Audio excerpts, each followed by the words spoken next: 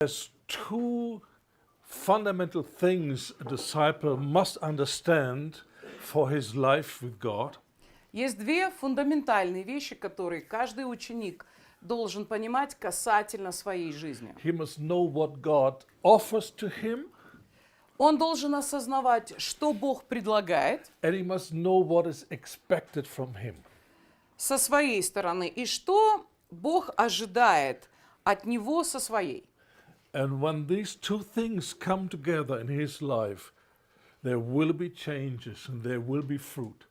И если приходит понимание этих двух вещей, и они начинают соответствовать одна другой, то тогда начинается процесс перемен, и такой человек приносит плод. We need both sides. We need to consider both sides so that we can really know how to walk with God.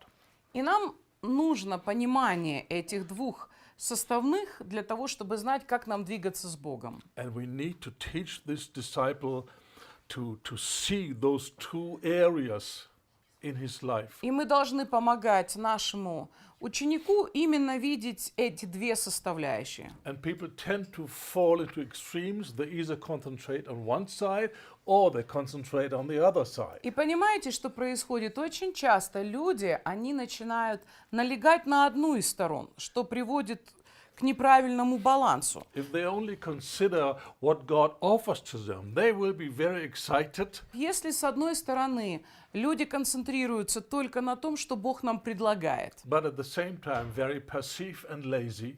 они будут очень радостными и счастливыми, но при этом пассивными и ленивыми. And their excitement will never bring forth any fruit. Их вот эта вот радость, она не будет рождать особенных плодов в жизни. And there may be people who concentrate on their duties, their responsibility, what they have to do. А есть люди, которые делают упор на другую сторону, и они постоянно концентрируются на своей ответственности, на своих обязательствах по отношению к Богу. They will be very sincere, very committed and hardworking. Эти люди обычно бывают очень искренними, посвященными и трудягами большими. But also there will be no real fruit. Но интересно, что они тоже не будут приносить настоящий плод. Only what they can accomplish with their own energy and their own discipline. Они смогут приносить не духовный какой-то, не Божий плод, а плод своих собственных усилий человеческих. But there will be no spiritual growth. Но духовного роста в их жизни тоже не будет. So we need to teach the disciple to consider both aspects Именно of his life. поэтому так важно, чтобы ученик Христа понимал обе стороны вопроса. And these two things are explained in a wonderful way in this parable that we mentioned already, the parable of the sower.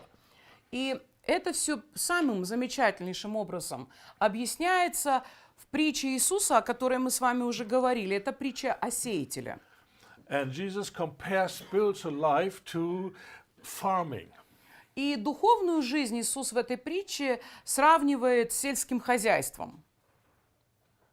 And that's a very helpful and very good, precise comparison. Он сравнивает это с земледелием, и это очень четкое и очень точное сравнение.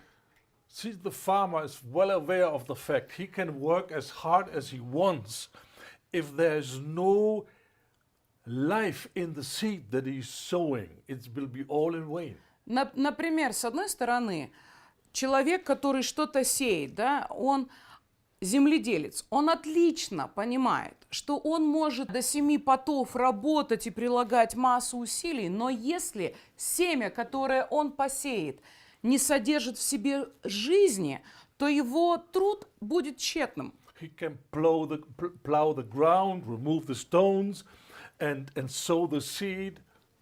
But if it's plastic seed, nothing will come out of this. Земледелец может как следует вспахать землю, расчистить ее от мусора, от камней, чего-то еще, и сделать массу усилий. Но если он будет сажать пластиковые семена, они никогда не вырастут. So Jesus gives the revelation, the seed in the parable is the Word. И Иисус сообщает нам, что в этой притче семенем является само Божье Слово. So the Word of God is like a seed. It has power for reproduction, for growth, for multiplication. Внутри самого Слова Божьего содержится такая же сила и жизнь, которая живет в любом живом семени. В нем живет способность воспроизводить себя, умножаться и расти. If there were not this kind of life in the seed, we can do what we want, never will come any fruit. Если в семени нет этой жизненной силы, то можно упражняться вокруг этого семени сколько угодно, результатов у нас не будет. So the disciple needs to get hold of this revelation. There's power for change, power for multiplication, power for growth in the seed of the Word of God. И именно об этом мы тоже уже говорили. Нам важно удостовериться, чтобы ученик Христа, он понимал, что вот эта сила жизни, сила размножения, сила роста, она находится в самом Божьем Слове. And the reason for his hope of change and fruit bearing is the power of the seed, not his efforts. И посему надежда на то, что я вырасту, надежда на то, что я буду размножаться, надежда на то, что я принесу плоды. Эта надежда зиждется не на усилиях этого человека, а на свойствах самого семени. Она зиждется на свойствах самого Божьего Слова. But Но the seed needs the right ground. при этом семени необходима подходящая почва. So the seed and the ground must come together. И семя, и почва должны соответствовать, и они должны соединиться. There must be the right conditions. Должны быть определенные важные условия учтены. And so this disciple needs to have a clear understanding of his responsibility. Посему нам важно, чтобы ученик понимал свою часть этого дела и свою ответственность. The way he treats the seed will depend whether there will be fruit or not. То, как ученик обращается с семенем, будет непосредственно влиять на то, что с этим семенем случится. He might have a full barn full of sacks with seeds just standing there. Например, у какого-нибудь земледельца могут стоять целые мешки семян где-нибудь в сарае. And he can rejoice all summer long. I have the great potential for growth. I have great opportunities. Да, и земледелец может ликовать и говорить: вау, у меня есть столько семян, у меня есть такой гигантский потенциал для роста, урожая и всего остального. And by the end of the summer, he still has those sacks of seed, but no multiplication, no fruit. И он может радоваться об этом всю весну и лето, а к концу лета он, сколько бы у него радости не было, все равно у него будут те же самые мешки с семенами, которые ничего не произвели. So the spiritual life is a cooperation between God and man. И духовная жизнь – это взаимодействие на самом деле между Богом и людьми. The most important thing is the supernatural power of life, but it needs the effort of man. Разумеется, самое важное, что есть, это животворящая сила, которая содержится в самом Божьем Слове, в семени, но она требует содействия со стороны человека. As I said before, a change of character does not come by the power of will. Помните, я вам уже не раз это говорил, что перемена в характере того или иного человека не происходит просто потому, что он прилагает к этому свою человеческую волю. Victory over sinful habits do not come by your willpower. Победа над какими-то греховными пристрастиями не рождается усилиями воли. But that does not mean that your will is not necessary. Но это вовсе не означает, что наша человеческая воля и то, как мы ее используем, не имеет никакого значения. And the disciple has to have a clear understanding in what way his will is necessary. И ученик Христа должен понимать, для чего нужна его воля человеческая. And he needs to understand the difference between will and feeling. И человек должен понимать разницу между решениями воли и человеческими чувствами, which many people do not understand. что как-то не особо различают многие люди. If they ask themselves the question, do I really want this? They look at their feeling and say, oh, I'm not sure if I really want it. Знаете, что происходит? Человек заглядывает внутрь себя и говорит, хочу ли я на самом деле вот этого? И он смотрит вовнутрь и находит там массу всяких разных противоречивых чувств и говорит, ну я не знаю точно, что я хочу. And they let their feelings define what they want. И часто люди позволяют своим чувствам диктовать им то, что они хотят, и на что они будут направлять свою волю. But what you want is what you want. Но то, что And вы not what you хотите, feel. это то, что вы хотите, а не то, что вы ощущаете. And by your actions, you show what you want. И своими поступками человек чаще всего показывает, что он на самом деле The хочет. will must be expressed by action И воля человека, она проявляется именно в его действиях, and not by feelings. а не в чувствах. So Jesus gives this remarkable parable to explain how the kingdom of God works. Иисус нам дает вот эту удивительнейшую притчу для того, чтобы объяснить устройство Царства Божьего. And he says this is the foundational parable for understanding the kingdom. И он еще и там же сам добавляет, что это и есть фундаментальная или основная притча, благодаря которой мы начинаем понимать вообще, что такое Царство Божие и как там что работает. He said, if you don't understand this one, how will you understand the other parables? You will not. Иисус фактически говорит там своим слушателям, если вы не в состоянии уразуметь вот эту притчу, как вы сможете понимать все остальные? So this parable has the greatest priority of all. И интересно, что именно эта притча о сеятеле, она имеет первостепенную важность.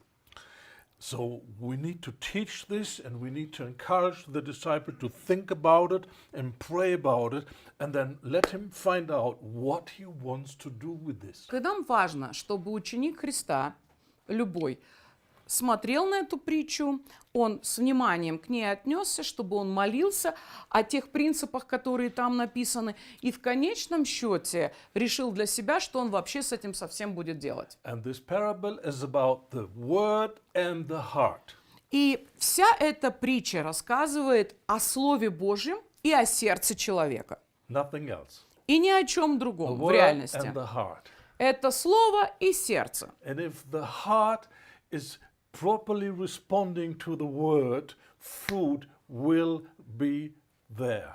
И если сердце или почва правильно откликается и правильно относится к семени, то плод обязательно случится. So it's not a question, will God bless me? Will God make me fruitful? He has decided already. Я хочу, чтобы вы еще раз над этим тоже подумали. Это не вопрос того, что, ой, может быть, Бог меня благословит, или, может быть, Бог меня не благословит, и я не смогу принести плод. На самом деле, Бог уже все для нас решил. Он точно хочет, чтобы мы приносили No плоды. believer is called to be a failure. Бог не призвал ни одного верующего для того, чтобы он оказался неудачником. Jesus said, I've called you to be my disciples and to bear much fruit. Иисус сказал, я призвал вас быть моими учениками, и чтобы вы принесли много плода. So that means if you're committed to put into practice this parable, you will bear fruit. No Что question. означает, что без всяких вопросов, если вы начинаете правильно применять эту притчу, этот принцип в своей жизни, вы 100% сможете приносить плоды. So don't allow the disciple to answer, well, okay, I try, maybe it works. Поэтому, друзья, когда вы помогаете какому-то человеку, не позволяйте им культивировать в себе такое отношение, я, конечно, попробую, но я не уверен, что из этого получится. No, this is Jesus teaching under which conditions a disciple will bear fruit. Но в реальности Иисус здесь очень ясно говорит об условиях, благодаря которым человек сможет приносить And when плоды. the disciple shows the right response, he will bear И если fruit. человек реагирует должным образом, он обязательно эти плоды принесет. And that is first of all the fruit of the Spirit, which is the character of И Christ. It разумеется, will grow, it will develop in his life. во-первых, речь идет о плодах Духа Святого, что фактически называется христианским характером. И это будет развиваться, расти и умножаться в его жизни. But then also, because of this development, this changes, this new character, there will be something else coming forth, and that is blessing for other people. И однозначно, исходя уже из этих перемен, исходя из всего того, что начинает происходить в жизни человека, параллельно рождается тоже еще нечто важное и прекрасное. Такой человек становится способным быть благословением для окружающих людей. Paul explains in Galatians 3 that we are heirs with Abraham. В We are Галатах, children of Abraham, and we are his heirs.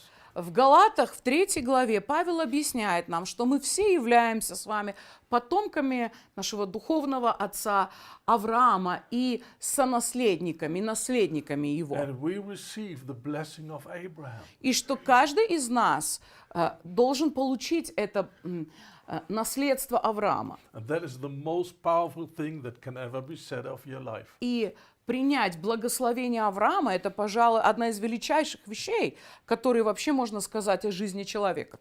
God said to Abraham, I will bless you. Почему? Потому что Бог сказал Аврааму: «Я благословлю тебя, And you will be a blessing. и ты будешь благословением для других». So we don't know what specific call our disciple has that we have in mind and that we want to work with. Поэтому, может быть, вначале мы и не понимаем, какое конкретное призвание имеет этот начинающий христианин, который хочет быть учеником. But we know one thing. Но при этом одно мы знаем He наверняка. will become a blessing. Это Божья воля и Божий план, чтобы он стал благословением And для that других. means other people are blessed and get something from God because of his obedience. Это означает, что люди могут получить нечто драгоценное и важное через жизнь этого человека благодаря его So послушанию. the blessing is never just for us alone. Поэтому благословение никогда не распространяется только для нас самих. God wants us to be a blessing for others. Бог хочет, чтобы каждый из нас был So- благословением для окружающих. So that finally other people will say, thank God he or she was obedient and therefore I got blessed. I received something. Это Божий план, чтобы о жизни того или иного ученика Христа окружающие люди сказали: благодарение Богу за его послушание Богу, потому что через этого человека я получил в своей жизни такое или иное благословение. Some people just live with this desire, I want my worst problems to be solved. Есть люди, которые живут в жизни просто с этим желанием, чтобы все их какие-то глубочайшие проблемы были решены. I want to get rid of this sinful bondage. Например, люди живут с такой жизненной перспективой. Вот у меня есть какой-то запинающий грех, и я хочу покончить с этим Be рабством. set free from rejection or my fears. Например, я хочу освободиться от всякого внутреннего отвержения и от страхов. Once people came to Jesus and he said, what do you seek? Однажды, когда люди пришли к Иисусу, он задает им вопрос: что вы хотите? Или дословный перевод с английского звучит так: чего вы ищете для себя? So ask this disciple, what do you want to see in your life? Поэтому очень важно ученику адресовать такой же вопрос: а чего ты ищешь в своей жизни? What is the purpose of you being a Christian? Какова цель для тебя быть христианином? And if he says something like this, oh, I have this and this and this problem, and I hope somehow God will help me and I get rid of this. Too little. И если человек, отвечая на этот вопрос, говорит так: ну я хочу, чтобы Бог разрешил вот это, вот это, вот это, чтобы Он меня вывел из того, избавил от всего. Это слишком узкая перспектива. Jesus says, I've chosen you to be my disciple and bear much fruit. Иисус сказал: «Я избрал вас быть моими учениками, и чтобы вы принесли много плода». So we need to challenge him to have a bigger perspective and a Поэтому bigger expectation for his. в этом плане нам стоит вдохновлять людей, сменить свои представления на более обширные и стремиться к большему в жизни. Because if he's only looking to get his problem solved, Потому что если человек ищет, чтобы просто порешать свои проблемы, what will happen when those problems get smaller and smaller and smaller? что начнет происходить, когда эти проблемы на самом деле пойдут на убыль в его жизни? No motivation for anything else. Что, тогда уже не будет ничего мотивирующего в жизни? And that's the Что case будет with many двигать тогда Christians. людьми? И знаете, и со многими христианами так и получилось. The biggest problems have been solved and now they settle and that's it. Какие-то гигантские проблемы людей разрешились, все устаканилось, и теперь началась такая мирная, размеренная жизнь. The motivation of this disciple is so essential. Мотивация внутренняя ученика имеет гигантское значение. And no matter how many problems he has, he must agree with Jesus and say, I want to become a blessing for many. И важно с самого начала, независимо от того, насколько у человека сейчас есть много глубоких личных проблем, человек должен согласиться с Богом, чем раньше, тем лучше, что Бог призывает его быть благословением для других людей. And I'm ready to work for this for decades. И когда я внутри соглашаюсь, и я готов работать для этого десятилетиями, Not a week, not a month, not a когда year. я готов двигаться в этом направлении ни неделю, ни месяц, и даже не один год. Commitment to the goal of God is so important. Посвящение Божьим целям общим имеет огромное значение. So this general commitment must be there. Поэтому мы должны удостовериться, что это основное посвящение на месте у I нас. want to see God working in my life and solving all the problems that came through my own sin. Я хочу увидеть, как Бог движется в моей жизни и решает все те проблемы, которые пришли в мою жизнь чаще всего из-за моего собственного греха. And I want to bear fruit И я to хочу please God принести, родить плоды для того, чтобы угодить Богу and to be a tool in His hand to bless other people и that He быть loves. инструментом в Божьих руках, чтобы быть благословением для окружающих. This is the start. Это самое начало тоже. So now Jesus is explaining three different hindrances И здесь мы видим с вами, как в притче Иисус объясняет That- три основных препятствия, that would prevent that fruit would come forth. которые мешают плоду начать расти. And the challenge is to overcome those three hindrances. И это вызов, чтобы преодолеть все эти три препятствия. As soon as we overcome those three hindrances, we will bear fruit. И как только мы их преодолеем, мы принесем плод. And thank God it's only three, И благодарение Богу, что препятствия всего три. not 300, not 3,000. Не 300 препятствий, не 3000 препятствий. Just three Просто три hindrances. препятствия существуют. So let the disciple say, with God's help, I can do it. Поэтому помогите ученику сказать: с Божьей помощью я все преодолею. I will learn to overcome all three of them. Я научусь преодолевать все эти три препятствия And then I will bear fruit. Hallelujah. и принесу плоды, аллилуйя. So he needs to get rid of out of this mentality. Well, maybe it will work, maybe not. Who knows? I try a little bit. This, Друзья, очень важно сразу выбить из ученика вот такое пассивно какое-то непонятное состояние, когда человек просто говорит: «Ой, я не знаю, может быть, получится». Вот мы никак не можем к этому просто так относиться. and confused people call this humility. Знаете, и часто люди, у которых у самих смятение в голове, они вот такое состояние внутренней неуверенности называют неким смирением. If Jesus says, do this, do this, do this, and then I will do this. Да, Иисус, например, говорит нам очень ясно: сделай вот это и вон то, а я благословлю тебя, или я сделаю для тебя вот это. then we cannot say, well, maybe, let's try it. Да. Мы тогда со своей стороны не можем в себе такое отношение поддерживать. Ну, я, конечно, не уверен, но я как-нибудь попробую немножко. Maybe even God will use me and И make me a может быть, blessing. даже в этой сфере человек говорит: ну, я не знаю, сможет ли Бог использовать меня как благословение, я не уверен.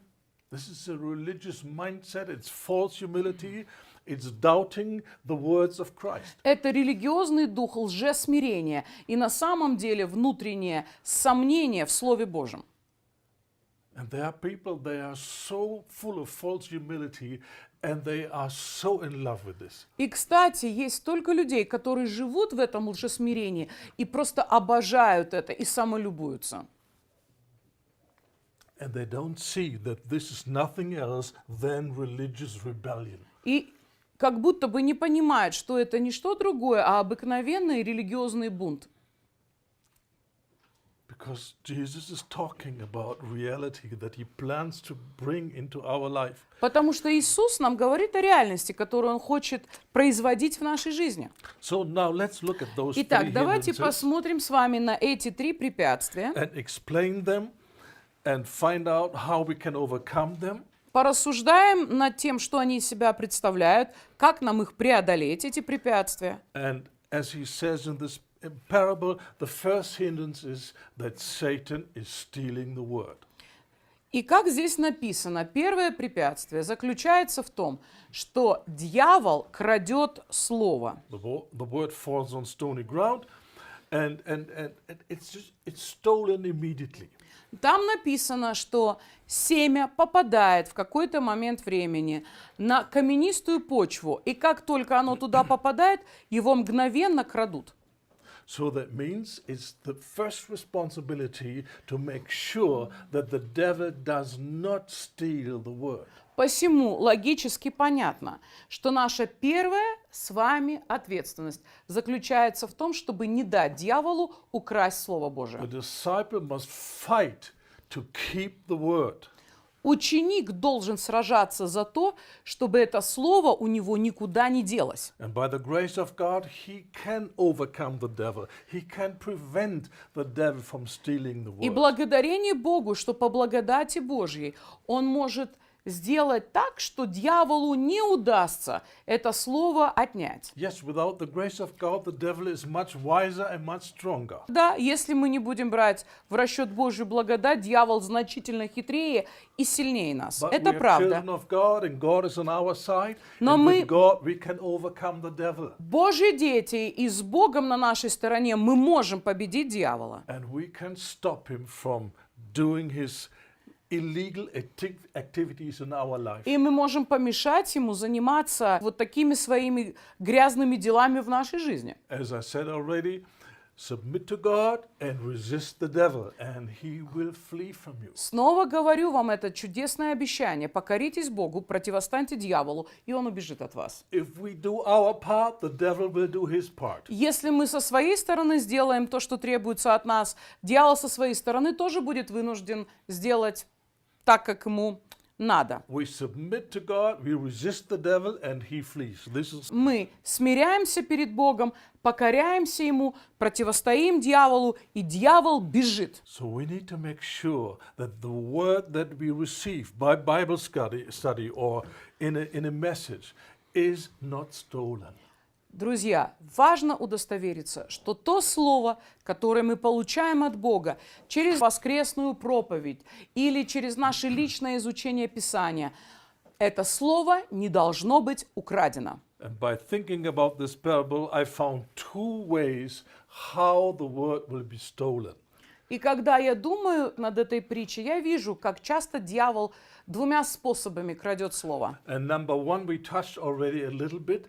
This is happening when we do not accept the word as the final truth. Первый способ, о котором мы уже в достаточной мере поговорили, заключается в том, что если мы не принимаем Слово Божие как абсолютную и конечную истину, то тогда мы позволяем этому Слову быть украденным. But listen, Но послушайте, accepting the Word of God as the final truth is more than saying, yes, I believe the Bible is God's Word. It's more. принять Божье Слово как истину в конечной инстанции, это гораздо больше, чем просто головой своей кивнуть и сказать, да, я верю, что это так. If that's all what is necessary to say, yes, I believe in the Bible, Если бы этого было достаточно, просто взять и сказать, я верю в Библию, then why we have Christians committing adultery? то почему тогда у нас христиане блудят? So it's more than agreeing with the Bible, Это не просто в общем согласиться с it's Библией, submitting to the Bible. это покориться Библии, It's a commitment, I will live the Word.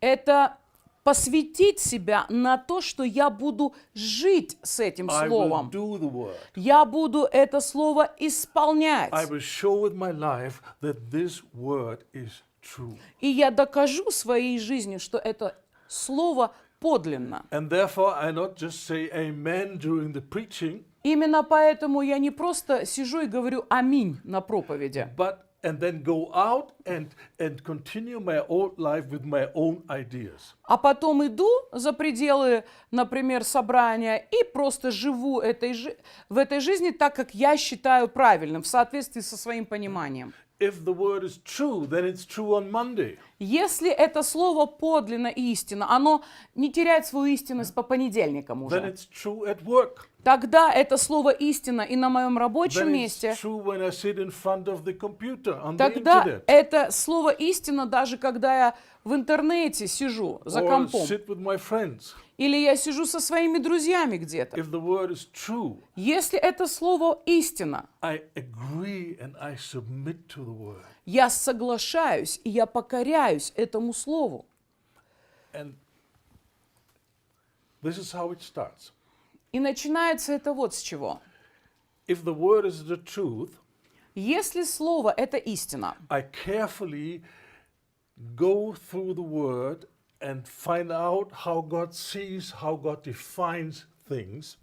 это означает, что я, не торопясь, читаю Писание, изучаю какие-то вещи для того, чтобы понять, как Бог смотрит на те или иные аспекты жизни и что Он из этого хочет. And I bring my thoughts in agreement, in submission to God's thoughts. И я беру и свои жизненные идеи, покоряю этим идеям, которые я узнал из Слова. I learn and I discipline myself to agree with God in all the areas where He has spoken. Я учусь, и я прихожу к согласию с Богом во всех тех сферах, где Он посчитал нужным что-то сказать. You think, well, of course, this is natural. Вы What else скажете, can we ой, do? так всегда и бывает, о чем это ты вообще? But then why are there so many Christians who disagree with God?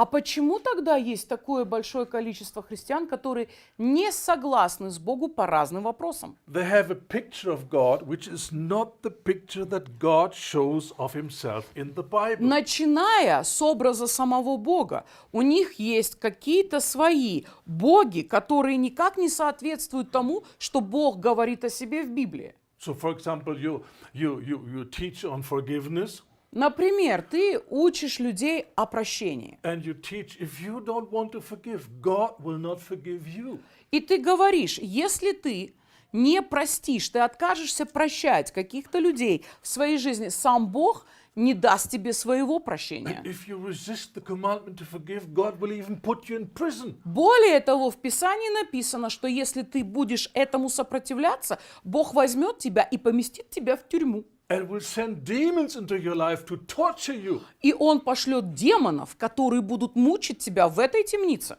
And there's the protest. No, this is not possible. God is love. Да, и люди начинают протестовать и говорить, да как это может быть? Бог это любовь. Каких демонов Он мне пошлет в какую He would темницу? never do this to me. Конечно, Он никогда со мной так He не loves поступит. me. Он меня любит. And throwing someone in prison and sending demons. This is surely not love. Конечно, темница, демоны, какая же это любовь? They have their own nice picture how they want God. Знаете, по сути, у людей есть некая картина, как они хотели бы видеть Бога, And this is a каким бы они God хотели who его видеть. overlooks rebellion and still blessing us. Это такая картина, когда Бог видит бунт, но Он все равно благословляет нас. This God is not in the Bible. Но это не библейский Бог. В Библии такого Бога не существует. So they dream of some blessing that they achieve with their compromise.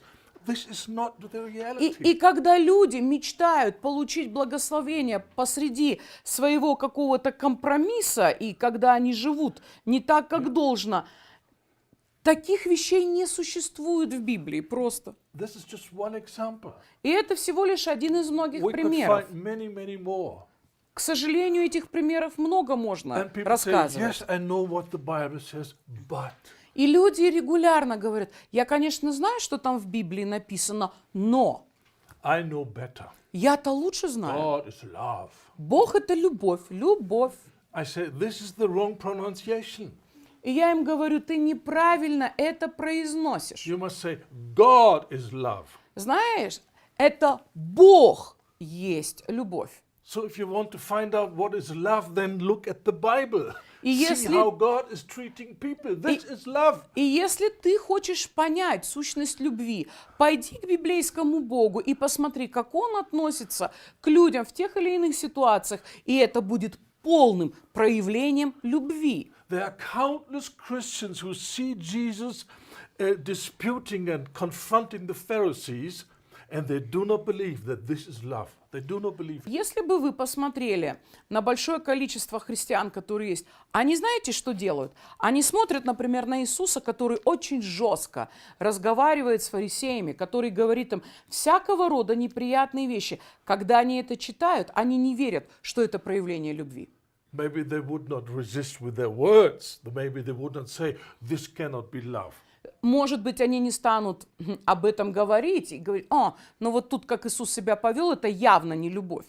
Они предусмотрительно не станут это вслух озвучивать. But they do not accept the challenge that they should be changed into the same attitude and behavior. They don't want Но it. они внутренне не готовы согласиться с тем, что Бог хочет, чтобы они точно так же научились делать подобные вещи и вести себя в каких-то ситуациях именно таким образом, как вел себя Иисус. They want to be more peaceful and more loving than Jesus. Знаете, что люди в тайне, в своем сердце надеются оказаться более миролюбивыми и любящими, чем сам Иисус? I would never do this to say someone, you hypocrite. I would Знаете, never. как I'm- я I'm love. могу сказать этому человеку лицемер? Ой, нет, я слишком любящий для этого человека. But Jesus said, I've given you an example. Follow me, imitate me. Но Иисус говорит, послушай, я дал тебе пример, чтобы ты последовал за мной и чтобы ты подражал мне во всем. So their resistance to become clear and confrontive shows they do not believe that this is right. Отказ внутренних людей ясно какие-то вещи прояснить для себя и научиться конфронтации определенной с окружающими людьми. Люди внутренне просто этим доказывают, что они не верят, что Иисус вел себя достойно и правильно в тех ситуациях, которые описаны в Евангелии во многих. This is the biggest problem in Christianity, that people have their own idea how God looks like. И это глубочайшая проблема христианства. Есть много людей, которые просто выдумывают, как выглядит Бог. And they define love in their own terms. И это люди, которые дают определение любви, исходя из своих собственных понятий. And they define peace in their own terms. И определение миру люди дают свое собственное. This is the biggest problem that we have. И это самая гигантская проблема That из всех. people hold on with all the energy to a false picture of who God is. Что люди изо всех сил держатся за разные лживые образы Бога, которые они сами понастроили себе. If you find a religious person, challenge him. Did you ever study how Jesus confronted the Pharisees? And you will find out he never studies it. И He я doesn't могу want to вам see it. сказать так. Если вы встретите какого-то очень религиозного человека и скажете, а ты когда-нибудь изучал, как Иисус реагировал и что Иисус говорил фарисеям в Новом Завете, вы узнаете, что эти люди никогда об этом не думают, они стараются об этом не думать, потому что они не хотят это видеть. And they do not believe in a God that is resisting people who call upon this name but are not willing to obey. И они в глубине своего сердца не верят в Бога, который противится людям, которые взывают к Нему и призывают Его, но Ему не послушны. And the Bible is so clear. God is the truth. И Писание очень ясно нам говорит, Бог – это истина. Whatever he says is right. То, что Он говорит, это правильно. And the first challenge that we have as Christians И первый вызов, который у нас есть, как у христиан, to come into agreement with God, это просто с Богом начать to соглашаться change our mind. и менять свое мышление. This is Romans 12:2. Это Римлянам 12 глава, 2 стих, Get out of agreement with the world, Paul где says. Павел говорит, и не сообразуйтесь с этим миром, выйдите из согласия с ним. See, the world is a devilish system. Мир – это какой мир? Это дьявольская мировая система. And the Bible says before we were Christians, we were living under a demonic power that was working in us. This is what the Bible says. И Библия очень ясно нам говорит, что прежде чем мы пришли к Богу и обратились, все мы, каждый до единого, жил под воздействием демонической силы, которая действует в этом мире. We were governed by an evil spirit. И Писание говорит, что мы все водились нечистым духом. Many Christians, if they look at their non-Christian past, they would not agree. Noah was a good man. Но многие христиане, когда они оборачиваются на свою прошлую жизнь, они говорят, ой, нет, что-то, я всегда был хорошим человеком. And they do not agree when God says, even your best works were like nothing for me. I did not И они recognize не this. готовы согласиться со словами Бога, который говорит, даже когда ты там, все твои самые лучшие и великие дела и достижения, это просто как мусор для меня. And this demonic system shaped our thinking, shaped our ideas of life. И эта демоническая система формировала наши понятия о жизни. Gave us wrong understanding of life and wrong values. Она навязывала нам лживое понимание и лживые ценности. And the Bible is very clear. When we become a child of God, И we bring Писание all the garbage into the kingdom of God. ясно нам говорит о такой перспективе, что когда такие люди обращаются ко Христу, они становятся верующими, мы все равно имеем эту склонность весь этот набранный нами мусор тащить в Царство Божие. Yes, we are a new creature in Christ. Конечно, мы новое творение во Христе. But what does that mean? Но что это значит? Does it mean your character has changed? Это означает, что ваш характер поменялся в Does мгновение that ока. mean your ideas about life have Означает been ли это, changed? что просто у вас автоматически сменились все ваши идеи No. о жизни? Конечно, нет. Now it's the first thing that a disciple has to do to work on his mind. И первое, что необходимо делать ученику, это обновлять свой разум. This is the only chance how you will ever find out the will of God. И более того, там же и написано, что это единственный шанс, как человек может познать волю Божью. All В this чем is она found заключается? in Romans 12:2. Да, это Римлянам 12 глава, 2 стих. If we do not renew our mind, we will not be able to see the will of God. Если человек не хочет обновлять свой разум в соответствии со Словом, он и не будет способен волю Божью увидеть и понять для себя. And that means we miss it right from the start. Представьте себе, а это означает что? Что сразу мы проиграли уже на To старте. be a child of God means I now live for the will of God. Потому что быть Сыном Божьим означает, я живу ради воли Божьей. If I Для cannot этого. understand the will of God, А если я не могу ее понять, how can I do the will of God? как я могу ее исполнить? Maybe sometimes by accident we do the right thing. Может быть, где-нибудь случайно мы что-нибудь добренькое и правильное делаем тогда. We were born for the will of God. Но мы были рождены ради воли Божьей. So that means Что означает, we give the disciple a task. что мы даем нашему ученику задание. Find out what God says about himself, Во-первых, узнай, что Бог говорит о себе самом, about you, о тебе, about what it means to believe in о Christ, том, что значит верить в Христа, what it means to be a disciple, что это значит быть учеником, what his thoughts are about church, что Бог думает о церкви, about leadership. что Бог думает о служителях церкви. Many Christians never studied these things. Есть уйма христиан, которые никогда в жизни не задумывались ни о чем подобном. And you see them being part of a church and never accepted that this leadership is given by God to protect them, to lead them, to help them. А потом and ты to do them удивляешься, good. что какие-то люди прилагаются к церкви, но у них нет ни понимания, ни согласия с тем, что служители церкви служат в этой церкви, чтобы помочь тебе, чтобы направлять тебя, чтобы охранять тебя, чтобы заботиться о тебе. Нет, им это совершенно непонятно. We have so much confusion because we allow ourselves to think one way and God, well, let him think some other way. И все это смятение происходит почему? Потому что я думаю вот так, а как там думает Бог, ну пусть он себе и думает. Amos 3:3.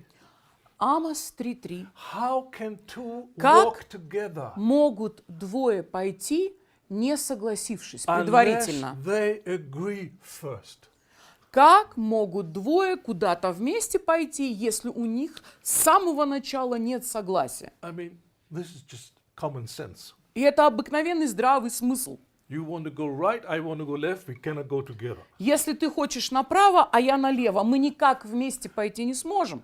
But there are so many Christians that do not apply this to their own life. Но интересно, что многие христиане не трудятся это к своей жизни применять. And they never did some Bible study.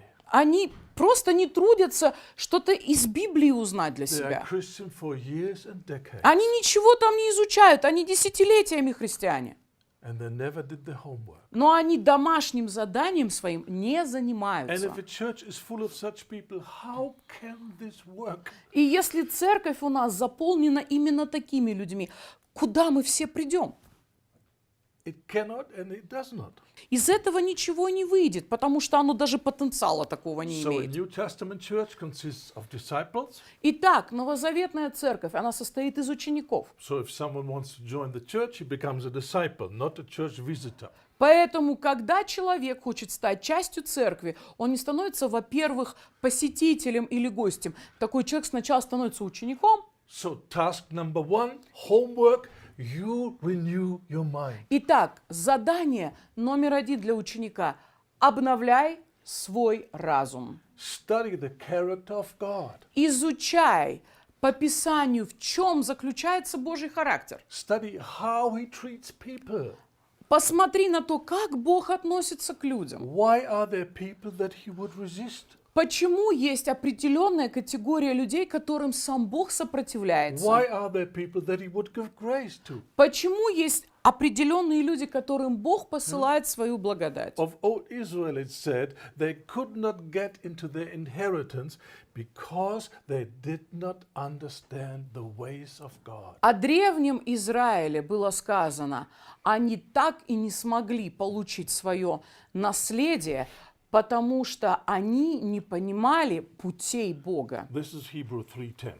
Это Евреям 3:10. For this reason, not knowing the ways of God, they could not enter the inheritance. Там They could not написано enjoy в it. дословном переводе: эти люди так и не смогли войти в Божий покой или в Божье наследство и наслаждаться им, просто потому что они не знали путей Божьих. And in the same way as New Testament believers, we have a mighty inheritance. И мы, как новозаветные верующие, имеем гигантское наследство. And we will only enter the inheritance if we understand the ways of God. И мы сможем вступить в это наследство, когда мы понимаем Божьи пути. That means, how is He treating people? Это начинается с понимания, как Бог относится к тем или иным людям. And why is He doing in this way? И почему Он делает вот то в какой-то определенной ситуации. That's why we have the Bible, Для этого нам и who дана shows Библия, how God is treating people. которая показывает нам, как Бог относится к людям. And what you see there, this is love. И то, что вы там увидите в Его отношении, это проявление божественной любви. Many Christians believe God just gives grace because He's gracious. Разные люди, вот они просто верят, Бог расплескивает везде благодать просто потому, что Он наполнен благодатью, Он великодушен. Everyone gets grace. И все получают благодать. This is what many Christians Многие believe. христиане искренне в это верят. But this is not what the Bible Но says. это не то, что в Библии сказано. God resists the proud people. Бог, например, гордым людям He gives противится, grace to the humble. а смиренным людям Бог дает благодать. So if we want to have grace, Посему, если мы хотим иметь благодать, undeserved heavenly favor, this is grace.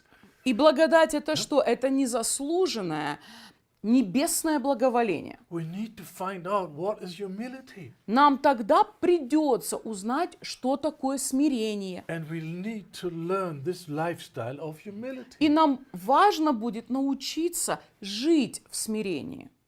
And this is why so many people are disappointed about God, because they had their expectations and God wouldn't fulfill their expectations. И я полагаю, что из-за этого стольких людей мучит разочарование. Знаете, они что-то ожидали от Бога, но потом они от Бога этого не получили. So I could go on and on and on, and it's always pointing the same route. И я могу вам продолжать это все говорить и говорить, но это всегда указывает на один единственный корень. A lack of understanding who is God and how He's treating people. Это недостаток понимания, кто такой Бог и как Он относится к определенным людям. And it takes a long commitment to study the Word and to ask the Holy Spirit to be our teacher so we can see our wrong ideas. И смысл заключается в том, что нам потребуется долгосрочное посвящение и для того, чтобы вместе с Духом Святым понять Божьи идеи из Писания. Only in the light of the Word of God we will see our errors and our strange ideas. И только в свете Божьего Слова мы способны увидеть свои заблуждения и всякие странные мысли, которые есть у нас в голове. And this big subject, relationships. Например, гигантская тема взаимоотношений.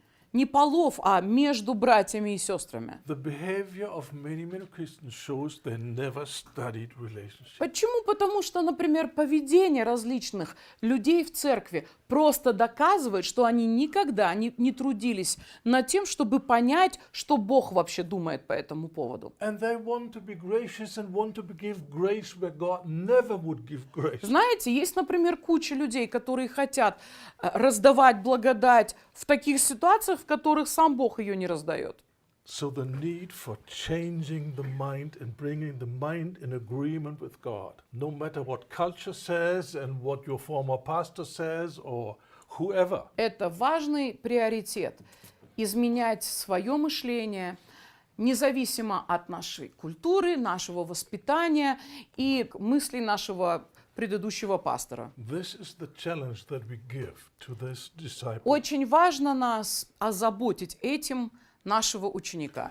And we will quickly find out it's much easier to train a real sinner from the street than someone who was already in 3 churches before. При всем при этом нас очень быстро осенит это откровение, что грешника с улицы гораздо проще научить, чем человека, который до этого уже сменил 2-3 церкви. So you see, renewing the mind is the first Итак, обновление разума – это первое. thing. The need to study the word. Люди должны изучать Слово. And always remind themselves, this is the truth. If there's anything in my mind that contradicts this, it's wrong, and I get rid of it immediately. И напоминать себе, что то, что мне дает Писание, истина. И если в моей голове есть мысли, которые противоречат этому, я буду пленять эти мысли, и я буду избавляться от них в своей голове. So we give this disciple homework. Поэтому мы даем домашнее He задание will study ученику. subjects. Этот человек должен изучать Писание тематически. This is different than just reading one chapter after the other. Это другая вещь, чем просто глава за главой что-то читать. But by Symphonia, he finds out all scriptures that are connected to this subject. Но когда человек берет поисковик, забивает туда какое-то слово, и он выписывает разные стихи, которые касаются той или иной темы. This is a lot of work, И это много работы, but it's necessary. но необходимой. Otherwise, you will never see his religious ideas. Иначе человек никогда не сможет понимать своих религиозных идей. So case number 1 is A and B. Да, поэтому из 3 условий у нас в первом условии еще есть пункт А и пункт Б. And the second way, point B, is we allow the devil to steal the word that we have received if we don't live with the word as God commanded us to do so. Пункт Б.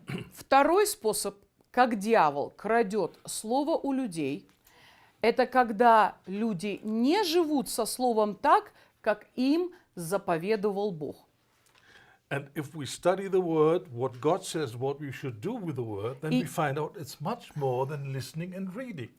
Если вы посмотрите, как Бог просит нас в симфонии обращаться с Его Словом, то вы увидите, что это нечто большее, чем просто читать.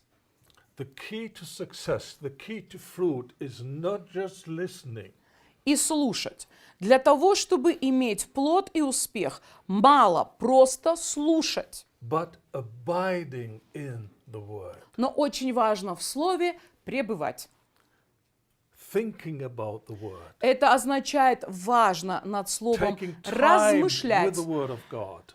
уделять Ему время. Это время со Словом Божьим проводить. This is explained in Joshua 1:8. Это Иисуса Навина, книга 1 глава, 8 стих, And then Psalm 1, 1 Псалом, and again in Deuteronomy 17, 18 to Второзаконие, 20. 17 глава с 18 по 20 стихи. All these verses speak about a deep commitment which involves time with the word. Все эти отрывки, они говорят о глубоком посвящении Слову, что по сути подразумевает, что человек готов проводить значительное время со Where Словом. we look at the word, think Когда about мы the word, на него смотрим, мы об этом Слове думаем. learn it by heart, Когда мы учим что-то важное наизусть, turn it into prayer, когда мы превращаем эти Submit важные to it. вещи в молитвы, когда мы покоряемся этому Слову, allow the word to be our judge. когда мы позволяем этому Слову судить нашу жизнь. This is Hebrew 4:12-13. А это Евреям 4, 12, The 13, word of God is the judge. где Слово Божие – это нечто, что судит, это судья. That is judging the thoughts and the intentions of the heart. Когда Слово Божье судит намерения и помышления человеческого сердца. So accepting the word is not just saying, yes, amen, the Поэтому Bible is God's word, мы говорили о том, что принимать Слово – это не просто в общем соглашаться, кивать головой и говорить, да, я верю, Библия – это Слово Божие. but the decision, I will make life decisions in agreement with the word of Но God. это внутренняя решимость постоянная принимать жизненные решения в соответствии с Ним. The same with finances. People say, I can't afford to give Это tithe. касается, например, финансов. Люди просто говорят, я не могу позволить себе дать десятину. У меня не If they получается. understand why God has established this thing that we call tithing, Если бы люди понимали, почему Бог сделал такое установление, которое мы называем десятиной, they would never say such a stupid thing. они бы никогда не стали говорить такие глупости. We are tithing for decades and we have what God promised more than enough. Мы даем десятины нашей семьей десятилетиями, и мы имеем в ответ то, что Бог сказал, всегда больше, чем достаточно. And we can bless other ministries, И we can bless посему other people. мы можем благословлять других людей, мы можем благословлять другие служения. We have much more than we need. В реальности мы имеем значительно больше, чем мы нуждаемся. And I would say I cannot afford not to give tithe. I И cannot знаете, и afford. в моем случае я не могу позволить себе не давать десятину. God told us to do it. He said He will bless us. We did it. He blessed us. So why should we stop this? Бог мне сказал это делать и пообещал благословлять. Я это делал, получил благословение. Почему я должен прекратить это делать? Just some weeks ago, a man wrote to me. He said, I heard your teaching on tithing. Несколько недель назад тому написал мне один человек и говорит, я услышал, как ты учил о десятинах. I tried it. It didn't work. И я попробовал, не работает. I asked him, how long did you try it? И я ему в ответ пишу и говорю, а как долго попробовал? 1 month. Я дал в этом месяце Богу десятину. And I said, why even try? Why not committing yourself? This is what I will do for the rest of my life. И я ему пишу в ответ, зачем тебе пробовать? Почему ты не можешь просто посвятить свою жизнь на это? Сказать, до конца дней я буду давать Богу десятину. He tried it once, it didn't work. Ой, So he says, okay, forget it. Человек один раз попробовал, не получилось. Ой, зачем нам все это надо? Did the Bible change after Что? this month? Библия изменилась за месяц или что? We must be committed, whether it's forgiveness, whether it's tithing, whatever. Друзья, необходимо, это внутренняя решимость. Неважно, касается это прощения, касается это денег. We do it because it's in the book. Мы делаем это, потому что это в книге. We do it because this is the will of God. Мы делаем это, потому что это воля Божья. And even if God would choose to test me and say, let him do it for 10 years, no blessings will come, only in the 11th И year даже the thing will если come. Богу захочется испытать мое сердце, и Он сказал, пусть дает 10 лет, и я все равно не благословлю его в ответ. It will not change my commitment because Это не может влиять на мое when it's посвящение. right, then it's right.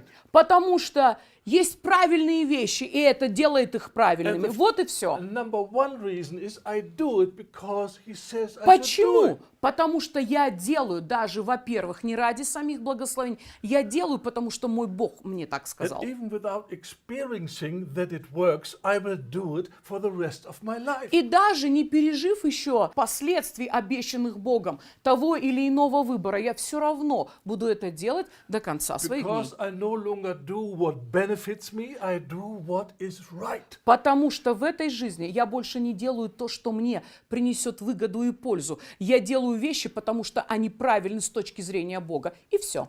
This is the fastest way, this kind of commitment is the fastest way to see God's confirmation on our steps. И могу of вам obedience. сказать так, именно такого рода внутренние посвящения и являются самым быстрым способом увидеть, как Слово Божье работает во всех аспектах. 2 Timothy chapter 3 2 Тимофея, 3 глава. will show you people who claim to be Christians В этой главе с самого начала есть список качеств людей последнего and in времени. the first 5 verses Paul is describing their lifestyle. И в первых 5 стихах Бог описывает такой своеобразный образ жизни этих людей. And you see, they just live like the world. И понятно, что эти люди живут точно так же, как этот мир. Selfish, Написано, они эгоистичные. disobedient to parents, непослушны своим loving родителям. pleasure more than God, Они любят удовольствие больше, чем Бога. and all these terrible things. И все эти ужасы ужасные. But then later, he goes more into their inner life and looks what is happening on the inside. Но позднее, после описания внешних характеристик, он заглядывает вовнутрь, что там происходит. This is very interesting. И это очень When we любопытно. deal with people, we start with how they live. Кстати, когда мы имеем дело с людьми, мы сначала начинаем с реальными проявлениями их жизни. То, как они себя And ведут в from жизни. there, the Holy Spirit will share His light on the things on the inside. Мы начинаем с видимого и явно проявляющегося. Потом Дух Святой начинает проливать свет на то, что происходит внутри. Then Paul finds out they are driven by lust, И- driven by evil desires. И здесь Павел находит, что эти люди ведомы похотью и всякими нечестивыми желаниями. That tells us they never accepted the true gospel. Что говорит нам о том, что эти люди никогда не принимали подлинного Евангелия, Which teaches us to kill evil desires. которое учит нас, как эти нечестивые желания и похоти умерщвлять. They don't want to kill them, they want to follow them. Они не хотят ничего умерщвлять, они хотят бежать за ними. Did you ever read in Colossians 3, kill impurity and uncleanness, kill it? Вы когда-нибудь в Колоссянах 3 главе читали, где есть этот простой призыв? Нечистоту, и то, и сё. Просто убейте это. Which means I'm not a helpless victim of my desires. Умертвите это. Это означает, что мы не какие-то беспомощные жертвы желаний, бушующих внутри нас. No, I can choose to submit to them Я могу либо покоряться этим внутренним or желаниям, to be very cruel to them and kill them. или я могу проявить к ним жестокость и поубивать их I can внутри choose. себя. Я могу это выбрать. And this is what Jesus said. Leave your old life and then you will gain it. Иисус поэтому и говорит, вы оставьте, умерщвите свою старую жизнь, и только тогда вы приобретете ее. Жизнь. Out of compassion, they let their desires live. Да, но из сострадания эти люди позволяют этим внутренним страстям бушевать дальше.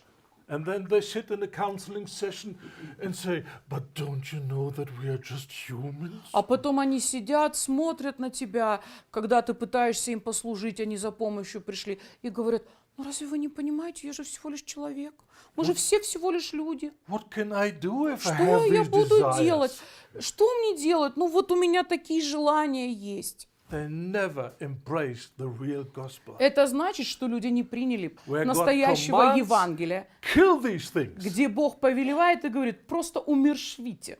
And where God promises, I will be with you, I will give you wisdom and strength, and И you do где it. Бог говорит, но я прибуду с тобой, я дам тебе силы, я дам тебе мудрость, и вместе мы все это одолеем. I heard Christians say, but if God has given me these desires, what can I do? Знаете, я столько раз слышал, как христиане говорят, но если Бог мне вложил эти желания, это Бог же вложил мне желания, что я могу сделать? They never heard the promise and the challenge when we receive the fullness of grace and the gift of righteousness, we reign through Christ in this life. You reign. Эти люди так и не поняли, что мы, получив обилие благодати и дар праведности во Христе Иисусе, призваны царствовать в этой жизни. A victim does not reign, Жертва не царствует.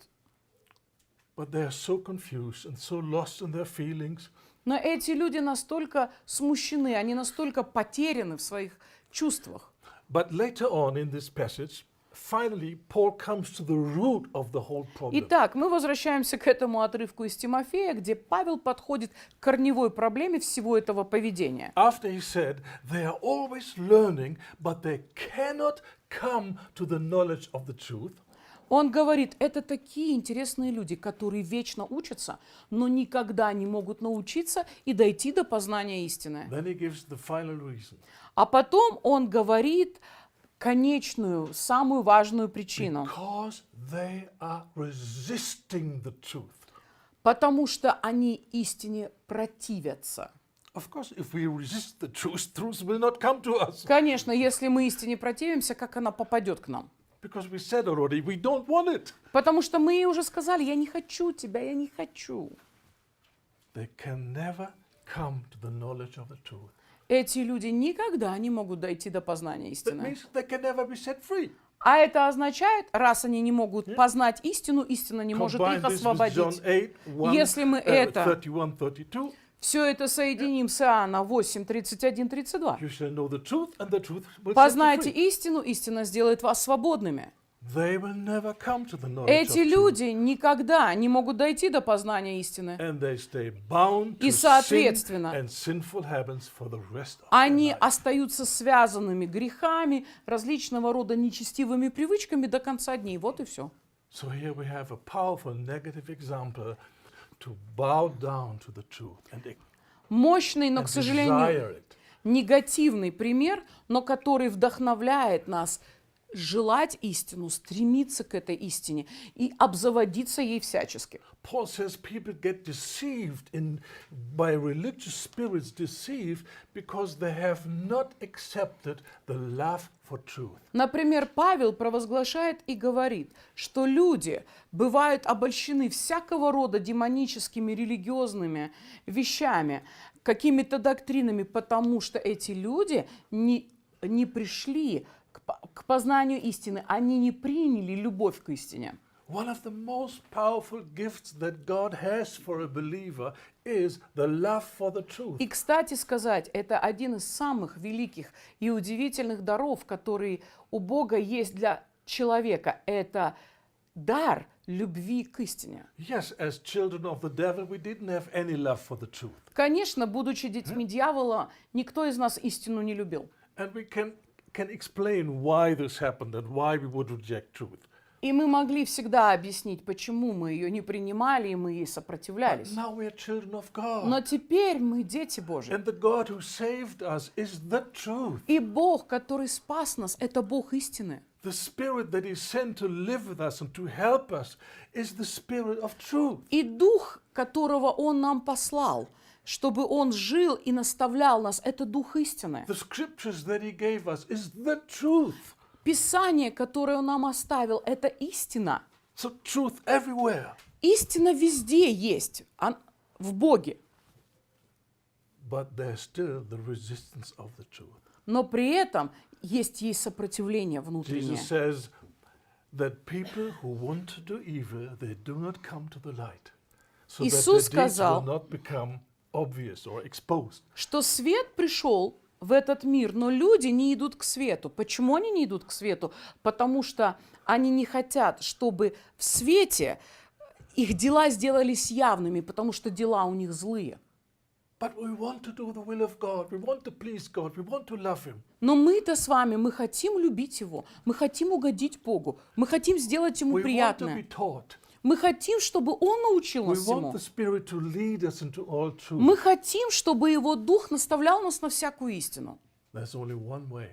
И есть для этого только один We путь. have to humble ourselves Нам важно смирить себя and accept this precious gift, И the принять love for the truth. для себя этот драгоценный дар любви к истине. It's a gift. Это дар, это подарок. The only thing you have to do is, I need it, I want it, I receive it now. That's it. Все, что тебе нужно, это сказать: я верю, я хочу, я получаю его сейчас. And after you have received, behave like as if you have И received. после того, как вы приняли этот дар, ведите себя, как те люди, поступайте, как люди, которые уже приняли. That means you no longer run away from the truth. Это You значит, desire the truth. что мы перестаем от истины бегать, мы ее жаждем. So if Jesus says, all that I love, I will convict and discipline them. И когда мы слышим эти слова Иисуса, когда Он говорит: «Всякого, кого я люблю, я обличаю и дисциплинирую». We say, okay, I Мы want говорим, the full love of God. Хорошо, я хочу полноту Божьей любви. Please convict me. Пожалуйста, обличай меня. Show me my hidden sins. Покажи Open my мне eyes. от тайных моих, избавь меня, открой I мне want глаза. to be taught. Я хочу, чтобы ты I научил меня. want to be convicted. Я хочу, чтобы ты смог обличать меня. That means I want to be shown where I am wrong. Это значит, что я хочу, чтобы ты показывал мне, где я If you не прав. bring a disciple to this commitment Друзья, если вы сможете подвести ученика к подобного рода and encourage him, посвящению and encourage him to stay with this commitment, и ободрять его, чтобы он держался за это he will посвящение, grow and grow and grow and grow for the такой rest of his человек life. будет жить и двигаться, и будет расти до конца своих дней. Because every change Потому что in всякая character перемена в характере starts by being convicted. начинается с обличения. You know, sinful behaviors that were not on God's schedule, so God said, okay, we deal with this later. Есть у каждого человека определенные аспекты поведения, с которыми Бог говорит, хорошо, я с ними во времени разберусь. But then the time comes and suddenly you see things in your behavior, in your emotions, that you say, oh my goodness, what is this? Но наступает такой правильный момент, когда раз из тебя выплыло что-то, и ты видишь в себе, в своем сердце, в своем отношении, в своем поведении какие-то вещи, ты говоришь, ой, что это? And you feel bad about it. И тебе нехорошо, что And оно you у want тебя to всплыло, change. и ты хочешь увидеть, как это This is меняется. called conviction. И это и называется This обличением. is a divine gift. Это небесный дар, And the божественный. disciple responds to the conviction, repents, makes new choices. I want to learn this, whatever this И is. когда ученик воспринимает это обличение, он принимает соответствующие решения, что он говорит, я хочу это изменить, человек кается в этом. That maybe in the first week of his Christian life, he suddenly realized smoking, this is strange. This is not На what a таком Christian should do. практическом примере в первую неделю своего обращения человек говорит, курение это что-то не то, это не надо мне. Maybe 1 year later, he realizes this evil language, this is not what is appropriate to a Christian. I need to change. Через год человек понимает, что какие-то вещи в его речи, они неприемлемы для Бога, и говорит, что это? Я это изменю. Or making fun of people, or whatever. Например, когда у человека есть привычка троллить других и надмеваться, надсмехаться над ними, что бы это ни было. Every new phase of growth starts with conviction. На самом деле всякая новая фаза изменения начинается, во-первых, с внутреннего обличения. This is what we had already, John 17:17. Иоанна 17:17, мы уже говорили об этом. Sanctify them by the truth. Освети их истиной. Your word is true. Слово Твое и есть истина. We are being taught and trained and disciplined by the Holy Spirit. И когда нас научает, наставляет и дисциплинирует Святой Дух при And this этом. will go on to the rest of our life. И это продолжается всю нашу жизнь. And this is how we grow. И так This человек is how we get changed. возрастает и изменяется. But if a Christian never said yes to the work of the Spirit of conviction, Но если христианин так никогда и не сказал «да» этому дару любви к истине, человек не сказал «да» обличению в своей жизни. you see the need to be rooted in Друзья, Scripture мы все должны увидеть эту нужду, быть and утвержденными to в test Писании everything what we и hear, испытывать и проверять все, что мы слышим. even from your favorite teachers. Даже исходящее от ваших любимых учителей. You test it by the Писание. Scripture. Все должно испытывать Писанием. And of course, everything you hear from me, you В том must числе test and и check все with то, что Scripture. я вам говорю, вы точно так же обязаны это все смотреть по Писанию. I don't want you to accept it just because I teach the Bible for some years. Знаете, для меня это не такой аргумент. О, я учу Писание много лет, поэтому вы все должны слушать. You must see it in your own Каждый Bible. из вас должен в своей Библии это увидеть. And when you don't see it there, И если вы чего-то не видите, don't you dare to accept it. не смейте этого принимать никогда. You belong to Jesus. Потому что вы any принадлежите Bible Христу, вы не принадлежите каким-то paid the библейским учителям, потому что заплатил за нас только Христос. Sometimes I shake religious people and say, maybe your church is dead, but it didn't die for you. И иногда я, конечно, довожу людей некоторых и говорю, может быть, у вас церковь и мертвая, но она явно не за тебя умерла. Jesus died for you. You are bought with a price. Понимаете, Иисус только умер за нас, Он купил And нас the natural response своей is obedience to the кровью. truth. И естественный наш отклик – это послушание истине.